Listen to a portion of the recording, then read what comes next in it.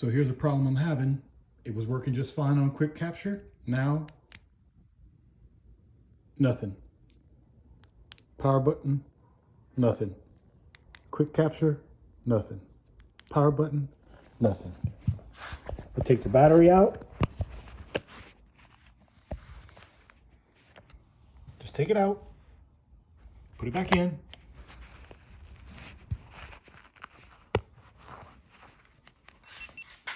Quick capture works.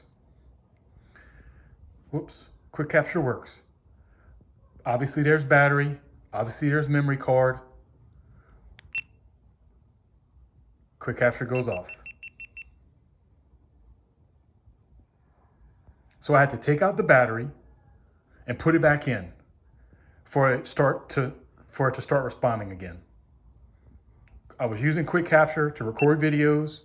I went to use it and it just stopped responding. The power button wouldn't work,